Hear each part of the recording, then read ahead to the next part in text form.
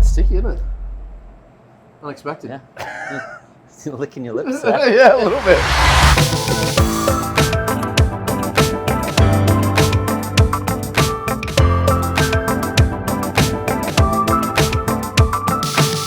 G'day, welcome to Chef's Favorite. I'm James Grass, and today we're at Como Taparia on Main and 7th. We're going to be meeting with my mate, Jakob Kent. Jacob's a good Aussie boy, and he's the executive chef here at Como Taparia. Como has amazing tapas snacks inspired by Spain and some of the best cocktails in the neighborhood.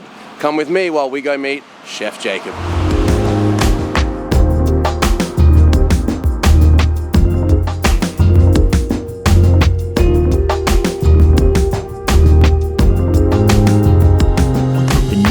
Going, man. G'day, mate. Really excited to be here at Como today. Yeah, thanks for having us on. We're going to make one of your favorites, so tell us, what do we got? Yeah, one of our favorite items on the menu is the pork neck dish with saffron pickled kohlrabi and black garlic emulsion. So let's get started. Yum. You want to chuck on some of those gloves there, and I'm going to get you to mix all the marinade and massage the pork through. Yeah, we are. So this dish is a Spanish dish, I would assume? It's a kind of takeoff of like a sashu pork, but with Spanish flavors into it. There's a lot of flavors going into this and influences in there from our travels with Spain. So we've got some brown sugar, show that in. We've got some soy, some garlic, cornstarch, so the marinade sticks to the pork. A little bit of miso. Miso? We have some aviation gin that goes in there also. Shout out Ryan Reynolds. Fish sauce, because it's one of my favorite ingredients of all time. This is the Spanish aspect, quince, so we'll put that in there. And quince is like a berry, is it? No. It's a stone fruit. It's a stone fruit. That was my next guess. Yeah. And then we have some Dijon mustard. Starting to smell pretty incredible and already. A little bit of hoisin. A little bit? That's hardly a little bit. Wow, we've got a real party starting to form here. So do you want to get in there and mix it all together and just... Knuckle deep? Yeah. Ooh, okay. While you're doing that, I'll prepare the pork that we have here. Quite sticky, isn't it? Unexpected. Yeah. Still licking your lips there. Yeah, a little bit. So this is a local sourced pork that we get from Legends Hall. Awesome friends of mine, doing really good things and supporting all the local restaurants around the city. So this is a local pork as well? Yeah. Legends Hall seems to be a real favorite of all of our chefs. They're keeping the industry people in the industry and giving them other avenues other than just cooking. Yeah, essentially. Cool. So we'll cut it down the middle. It's got awesome, great marbling through it, and it's just a nice, beautiful cut of meat. Wow. Is pork neck a pretty unusual cut of pork? It's kind of one of those meats where they put it into stews and curries and all that kind of stuff, like the pork shoulder. And all that marbling carries so much flavor. Oh yeah. And I'm gonna throw them into the bowl. Am I trying to get this to a completely smooth consistency? Because I still feel some lumps in here. Essentially, you'll get it to a smooth consistency. Okay. I just wanted to get your hands dirty. Usually we use a KitchenAid or something to just blend it all up. Got it. Yeah. You know what though? I kind of like it. So massage all that up and then sous vide it. And sous videing is when you do it at a low temperature? Yeah, in a circulator, low temperature. When you say low temperature, like what temperature are we talking here? 63 degrees, yeah. Okay. For about 3 hours. And what is it that's special about sous videing? Like why? It just keeps all the moisture inside the meat, and it kind of pre-cooks it, so it's a little bit easier for us during service to prepare. Got it. In short notice. So you've already essentially got a base level of cooking done by the sous vide, and then you're just finishing really. Yeah, basically just finishing, giving that char marks and caramelization. Delicious. This smells amazing, by the way. I can't wait to get stuck into this. Is that good, or do I keep massaging? That's perfect. That's awesome.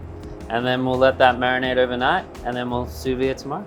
All right, we'll see you in the morning. Awesome. Cheers. Cheers. A few minutes later. Few moments later. Just gonna give a little bit of oil here. What sort of oil are we using? This is just a little bit of sunflower, just so it wouldn't stick to the grill, and a little bit of seasoning. So if we were to cut into that right now, would it be pink inside? Yeah, it'd be cooked around medium rare. Got it. What sort of salt are we using? Just kosher? Or yeah, just some kosher regular? salt, yeah. All right, we're ready to grill.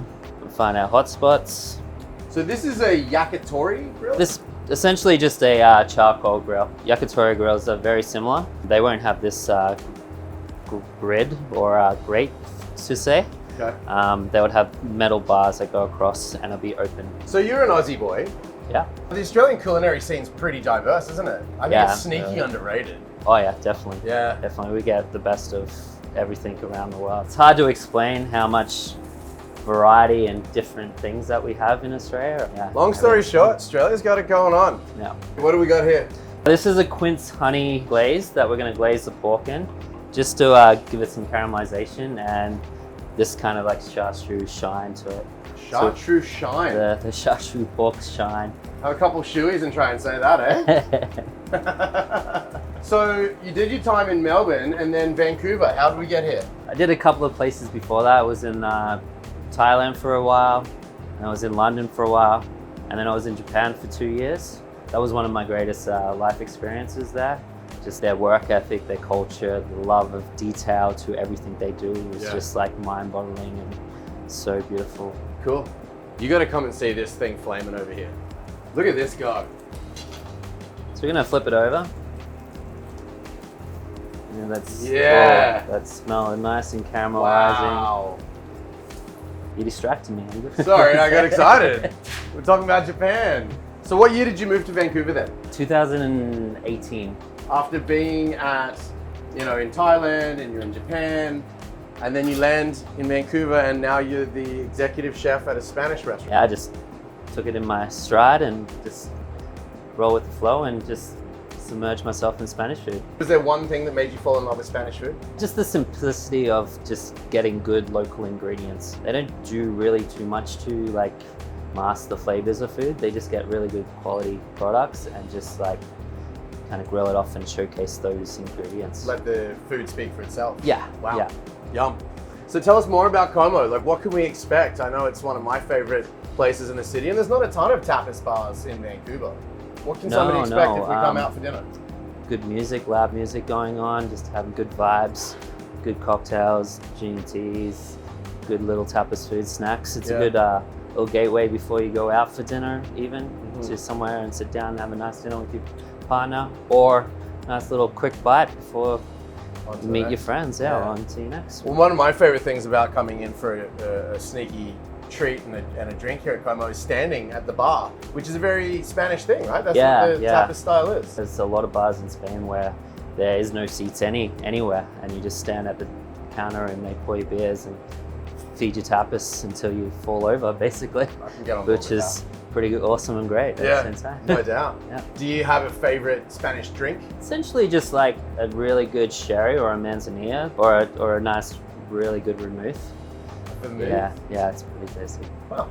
So we're just letting this rest. We're gonna give it five minutes to rest. Okay. The meat is kind of like intensified, so we're letting those muscles relax a little bit. Yeah. So this is gonna rest. What happens next? So we're gonna get all our other things prepared to plate the dish. Here we have pickled kohlrabi that we pickled in saffron.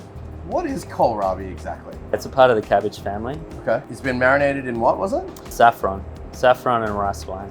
Wow, so that's where you get that beautiful color. Yeah. So you can really see some of your Japanese experience and techniques coming through while still making Spanish food. Very kind of similar with Japanese Is and it? Spanish. It's very simplistic, just going off good quality ingredients. But yeah, now we'll start to carve the meat. We got this nice, big, juicy pork neck Yum. that we're just gonna carve against the grain. What do they say? You eat with your eyes first? Yeah. I'm stuffing myself right now. So we're just gonna Oh, look at slice that. that up. Oh, it's like butter. It just cuts so nicely. That nice char will give you that kind of My mouth's smokiness watering. flavor. We'll put it on the plate here.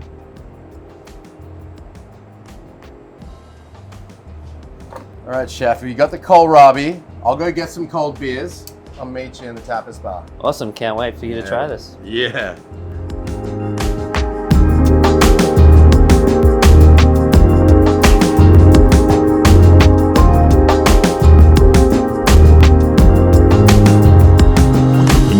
Cheers, chef. Cheers, bud. That was really fun cooking with you in the kitchen. Little Estrella. I don't think I said that correctly. Australia?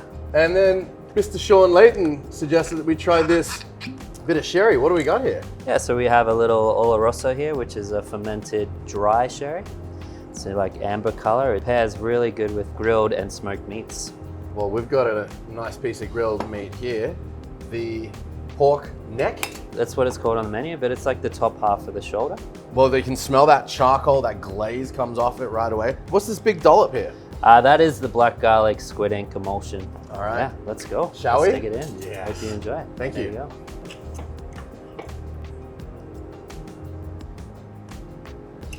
Oh yeah. That crunch. Crunch The and crunch of the charcoal right away, huh? yeah, that char is really nice. The Mm-hmm. glaze, it's not overly sweet because of the honey and the quince. It's really balanced. It's nice. Let's try some Oloroso. That kohlrabi though, huh? Takes it to a completely different place. And the black garlic's actually quite subtle, isn't it? Yeah. Yeah, it's beautiful. It's quite an extensive sherry list here at Como. Yeah, one of my favorites is just the Tio Pepe, what we have on tap. Just super simple, balanced really nicely. Just Yep. love crushing one after work. Yeah. It's really good. Do you go out afterwards and have a pint or a cocktail? Yeah, we try to keep it around local. Love going to like some dive bars and stuff like that. Hail Mary's is an awesome little dive bar, quiet place, which is pretty unique. Okay. It's got this like church kind of vibe to it, which is kind of weird and strange, but it's a really cool room. Their seats have like little confession booths kind of looking things, which Oh. are pretty cool. Because we all need to confess some sins when we're drinking in a dive bar, right? Yeah. If I'm really hungry and stuff, I'll definitely go out to Elephant and see Justin. She's doing crazy good things out there, and maybe crush some sucker while I'm doing that too. And what sort of food do they cook in there? He just cooks from the heart, from the soul, does whatever he likes, local ingredients. But he's just a super talented cook. He does pasta some nights. He does a beef tartare burger as well, Oh. and cabbage lasagna and stuff, which is pretty cool. Beef tartare burger. Yeah. Is it literally, it's a beef tartare? Yeah, and Patty. they're just super seared quickly and then put in buns and yeah, super juicy. See you soon, Justin. Yeah. Wow, Yeah, that sounds really good. amazing. So this neighborhood, obviously we're in East Van, we're at Como on Main and 7th. Some really cool spots in this neighborhood. Yeah, really cool places, and it's just a really cool up and coming neighborhood. Bar Susu down the corner doing amazing stuff with natural wines, and the food is really good as also. And then, yeah, we've got a bunch of new places opening up around the neighborhood. Got it. Yeah. We gotta come down and have a night out or two. Yeah, and there's all these little breweries around as well, and just pop in for a drink and wait for a table. It's perfect. It's really Now, good. again, maybe a loaded question. Do you have a favorite brewery in the neighborhood? Oh, yeah, it's a hard one.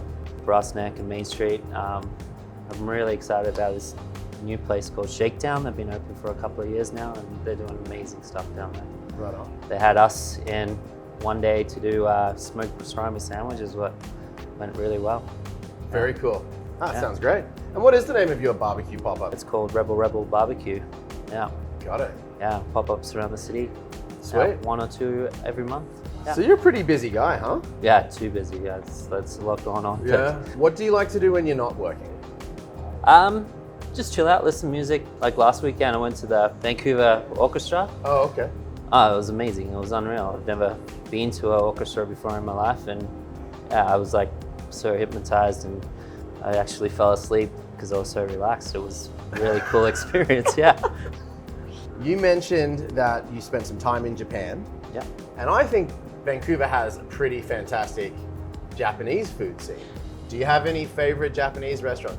Yeah, there's quite a few. Danbo for ramen for sure. It's really good Love me noodles some and Danbo, stuff, which yeah. is really cool. And then there's Yoshi, which is a really cool, affordable, family-run place on 16th, I think it is. Okay. What about favorite brunch? Brunch spot, I'd go for dim sum.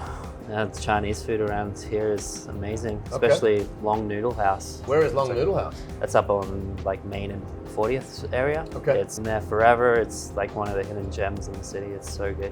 Love that. Really And good. what are you getting if you're up there at Long's? The soup dumplings and the beef wrap. Yeah, it's really good. You're speaking my language. Yeah, it's- Any others that you can let us in on? It's not really a hidden gem, but AJ's Pizza, so good. Yeah. Pepperoni slice. They get those little Beer. Roni cups going. Oh, yeah. And then get the Pop Mike's honey over the top. It's so good. Yeah. So dynamite. Those are some good little favorites, hidden favorites there. The other question that I like to ask, chicken wings, flats or drums? I think I'd go with flats. Yeah. Push the meat off the bone and you eat it like a lollipop. And yeah, it's just, I think there's more flavor, cartilage in there. And you get those little bone crunchy bits at the end, which is, I dig love that it, as well. yeah. I'm a flats guy. Uh, Do you have a favorite wing spot in the city? Oh, probably Nam Pan. Yeah. Nam Pan's there. It's like a salt and pepper garlic. Yeah, laced with MSG and it's fantastic. It's Sign so me good. up. Sign me up. When you think about your childhood and your upbringing, is there a nostalgic favorite? Mainly just going to the football and eating, like going have a sausage sizzle with my father and stuff, or after the game eating oranges that are frozen. Yeah, and then there's like roast chicken gravy rolls and stuff like that. It just brings back childhood. Yeah.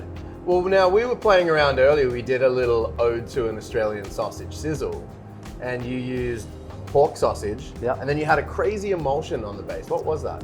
We had like a salted egg yolk butter emulsion. Fanciest damn sausage sizzle I ever did see. Click the link in the bio if you want to see that little sausage sizzle.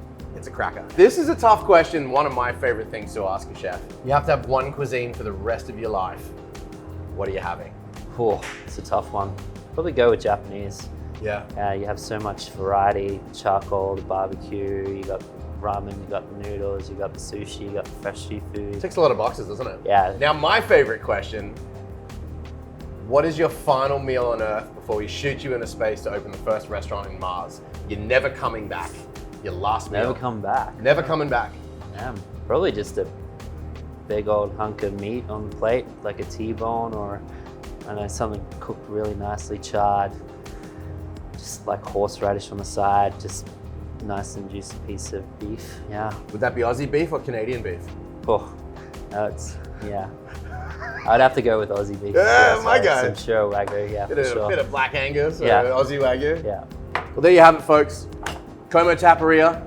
Make sure you come in, say good day to my mate Jake, try the pork, and don't forget to like, subscribe, share, and comment on our posts. We appreciate you. Chef's favorite, we out.